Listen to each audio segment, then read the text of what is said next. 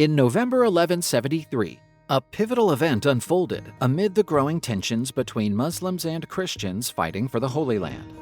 Strategically perched in the hills of Transjordan stood the fortress of Kerak, commanded by the brutal Crusader noble Reynald of Châtillon.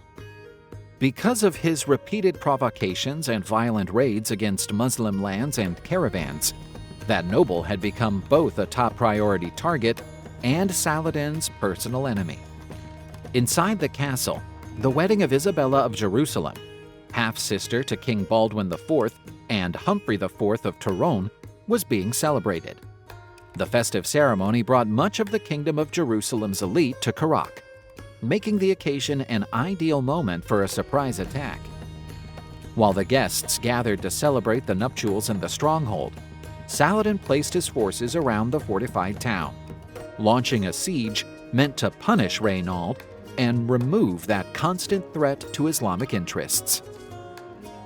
The presence of young Isabella and the high-ranking guests gave the siege a particularly dramatic character, heightening political and military tension in the region. Initial defense of the castle fell to Reynald himself, who quickly grasped the danger and took command. The fortress was among the strongest and best equipped in the area. Taking advantage of stout walls and a strategic position, the Crusaders began a heroic resistance. Though caught off guard, the defenders fought vigorously against Saladin's first assaults, managing to keep the stronghold secure. During the siege, while Saladin's troops battered the castle, Lady Stephanie, Reynald of Châtillon's wife and hostess of the wedding festivities, took a surprising and daring step.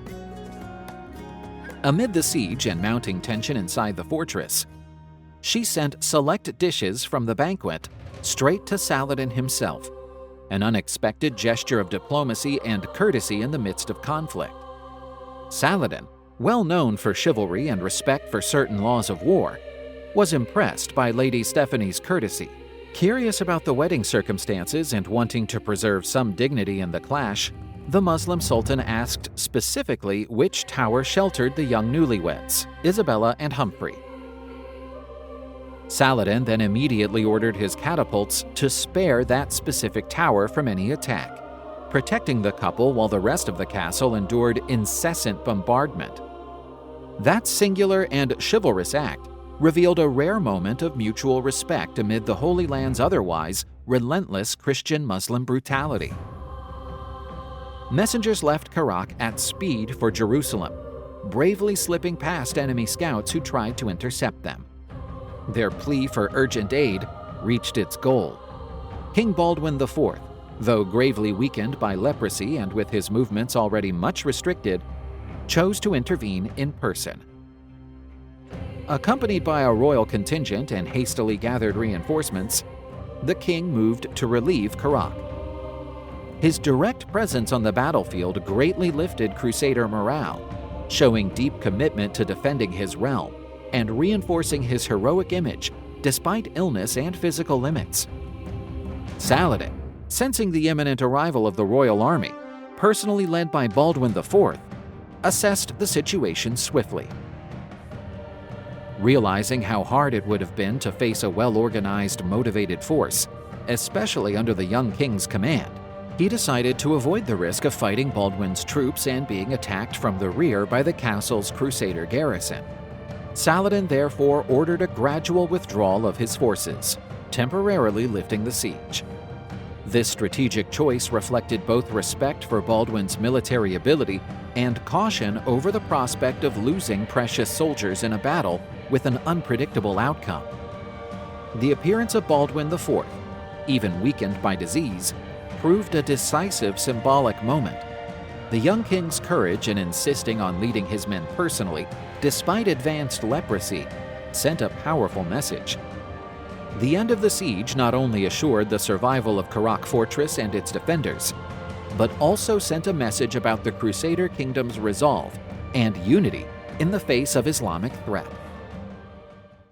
In December of that same year, a fresh crisis arose during a critical campaign in Jezreel.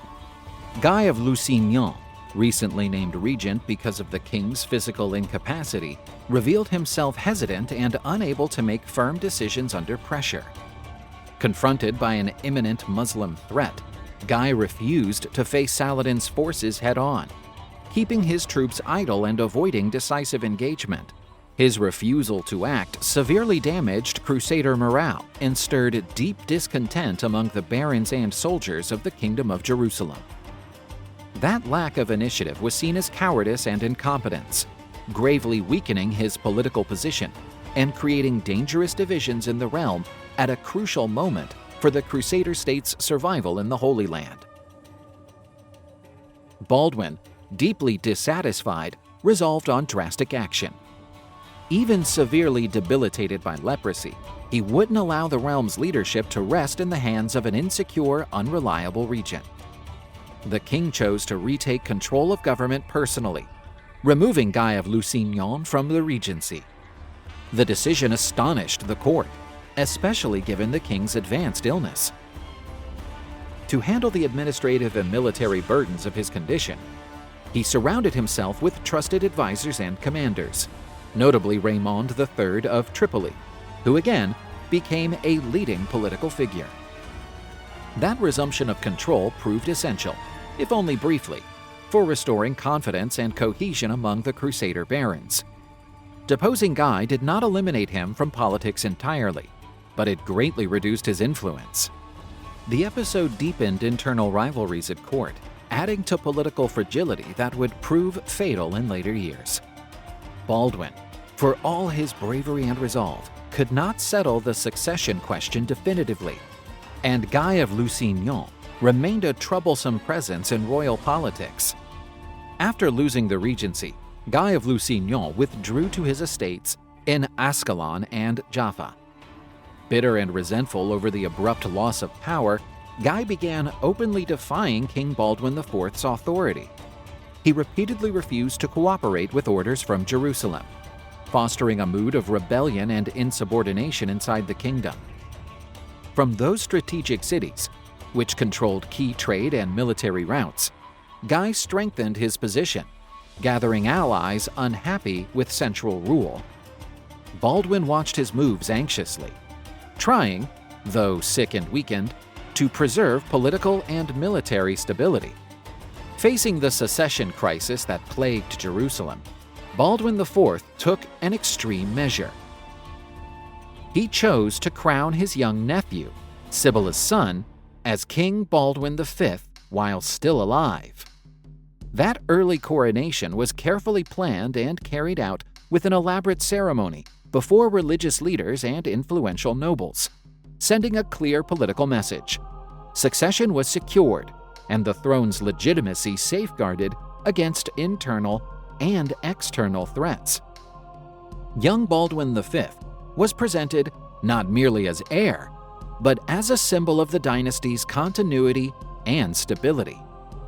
With that gesture, Baldwin IV aimed to blunt the impact of Guy's rebellious actions, making clear that any bid to usurp or challenge royal authority would carry not only political, but moral and religious consequences. Though the coronation was bold, internal divisions were already deeply rooted, making it ever harder to reunite the barons and ready the kingdom for the decisive confrontations soon to come.